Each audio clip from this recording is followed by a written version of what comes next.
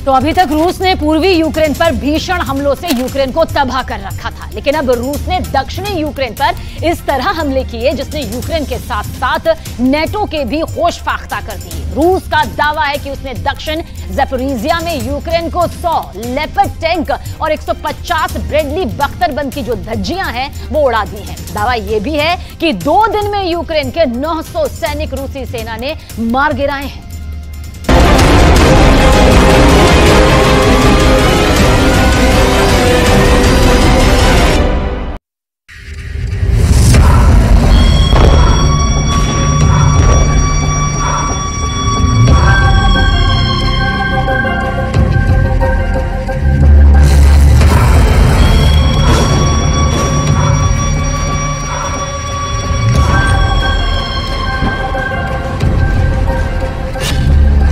चौराहे पर हारा यूक्रेन। पिछले 17 महीने से यूक्रेन और नाटो यही समझ रहे थे कि पुतिन का मेन टारगेट पूर्वी यूक्रेन का इलाका है। इसीलिए पूर्वी यूक्रेन के बखमूत में रूसी सेना ने लाशों का अंबार लगा दिया। एक अनुमान के मुताबिक अकेले बखमूत में ही रूस के 50,000 सैनिक मारे जा चुके हैं। यहाँ तक कि यूक्रेन के भी 25 से 30,000 सैनिक बखमूत में मारे जा चुके हैं।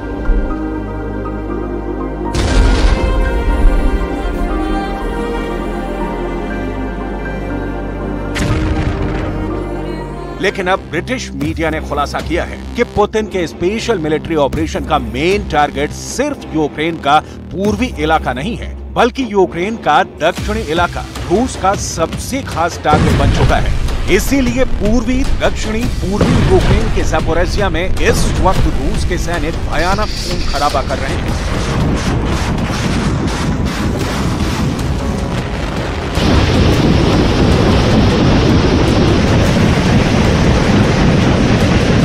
हम आपको आगे बताएंगे कि यूक्रेन दक्षिणी इलाके में भयानक काउंटर अटैक करने के बावजूद रूस से क्यों हार रहा है।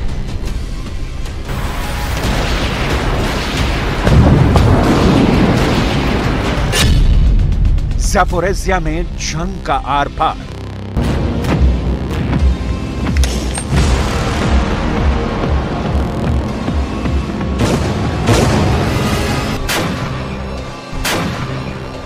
दावा तो यहां तक किया गया है कि रूस ने महज 4 दिन में ज़ैपोरिज़िया के दक्षिण में 12 किलोमीटर इलाके पर कब्जा कर लिया है। यूक्रेनी सेना रूस की डिफेंस लाइन को तोड़ ही नहीं पा रही है। 4 दिन में 12 किलोमीटर पर कब्जा।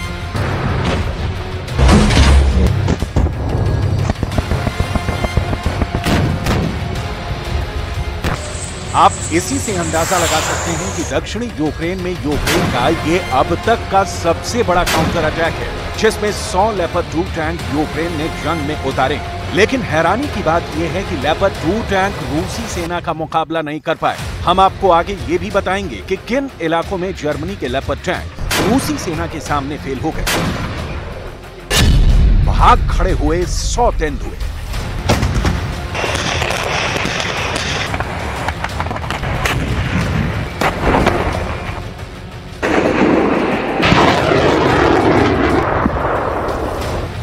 वहीं दूसरी तरफ ज़ैपोरिज़िया के ओरिखियो और रोबोटिन इलाके में इतनी भयानक जंग हो रही है कि महज 2 दिन में यूक्रेन के 900 सैनिक मारने का दावा रूसी सेना कर रही है। ऐसे में सवाल उठ रहे हैं कि आखिर यूक्रेन का काउंटर अटैक लगातार फेल क्यों होता जा रहा है। डिफेंस एक्सपर्ट्स ने जो खुलासे किए हैं उसे जानकर अमेरिका और नाटो के होश उड़ गए हैं।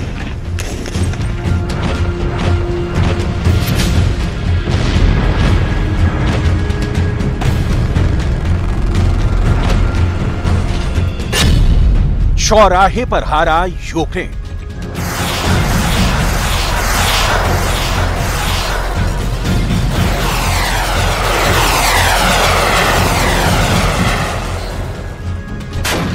ग्यारह 12 जुलाई 2023 को लिथुआनिया में हुई नाटो की जबरदस्त मीटिंग में सभी नाटो देशों ने यूक्रेन पर भारी दबाव बनाया था कि किसी भी कीमत पर यूक्रेन रूस के खिलाफ 4 जून से शुरू किए गए काउंटर अटैक को बेहद तेज करें।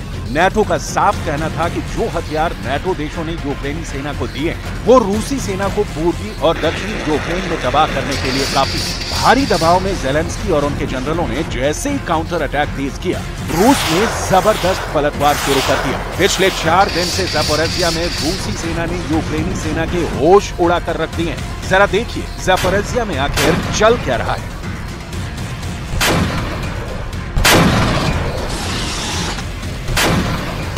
दक्षिणी पूर्वी यूक्रेन के सबसे महत्वपूर्ण शहर ज़पोरिज़िया में पिछले 4 दिनों से भीषण जंग यूक्रेनी और रूस सेना के बीच चल रही है। यूक्रेनी सेना ने दक्षिण में अब तक सबसे बड़ा काउंटर अटैक रूस के खिलाफ चला रखा है। रूस के राष्ट्रपति पुतिन ने भी माना है कि यूक्रेनी सेना ने रूसी सेना पर बहुत बड़ा हमला किया है। ज़पोरिज़िया में लगातार जंग बहुत तेज होती जा रही है, लेकिन पुतिन का साफ कहना है कि यूक्रेनी सेना रूस की अग्रिम पंक्ति को तोड़ नहीं पा रही है। रूसी सेना की बेहतरीन तैयारी और बारूदी सुरंगों ने यूक्रेनी सेना को तबाह करके रख दिया है।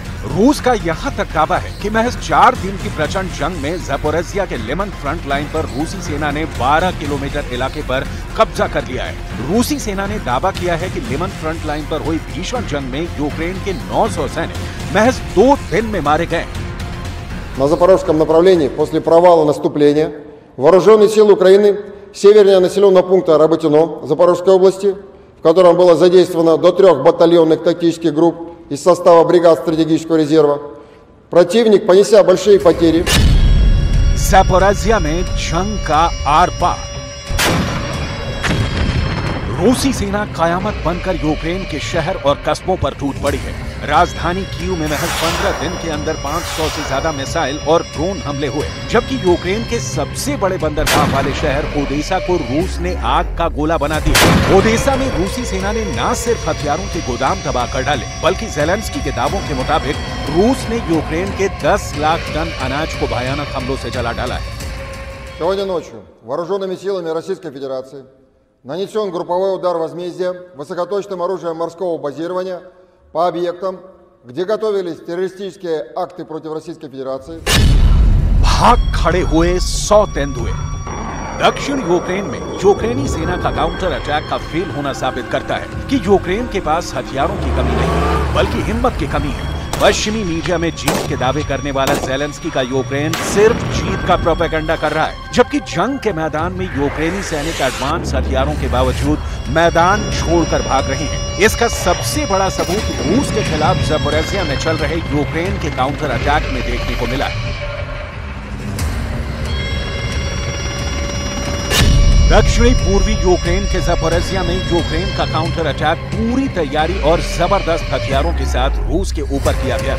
रूस के दावों के मुताबिक ज़पोरिज़िया के ओरिख्यव और रोबोटिन के इलाके में यूक्रेनी सेना ने बड़ा हमला किया। यूक्रेन के इस काउंटर अटैक में जर्मनी के 100 लेपर्ड 2 टैंक शामिल थे, जबकि अमेरिका से मिले 150 से ज्यादा ब्रैडली बख्तरबंद वाहन ने चारों तरफ से रूसी सेना पर हमला किया। लेकिन हैरानी की बात यह है कि रूस ने यूक्रेन के 100 लेपर्ड 2 टैंक और 150 ब्रैडली बख्तरबंद वाहनों की धज्जियां उड़ा दी।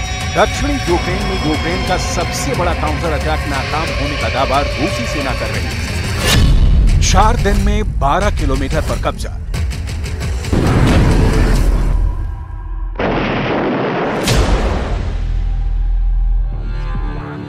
डिफेंस एक्सपर्ट्स हैरान हैं कि आखिर रूस ने पूर्वी यूक्रेन से ज्यादा दक्षिणी यूक्रेन पर हमले तेज क्यों कर दिए हैं। वॉर जोन से आई रिपोर्ट के मुताबिक रूस की टॉप इंटेलिजेंस एजेंसियों को भनक लग चुकी थी। रूस की खुफिया एजेंसियों को यह भी पता चल गया कि नेटो देशों से ट्रेनिंग लेकर आए यूक्रेनी सैनिक और कमांडर दक्षिणी यूक्रेन में रूस की सेना पर भयानक हमले की तैयारी कर रहे हैं। इसीलिए रूस ने अब दक्षिणी इलाकों में पूरी ताकत झोंक दी है। लेकिन कुछ खबरें ऐसी भी आ रही हैं जिससे पता चला है कि यूक्रेन के उत्तर पूर्व दिशा में मौजूद खार्किव इलाके पर रूस बहुत बड़ा हमला करने जा रहा है।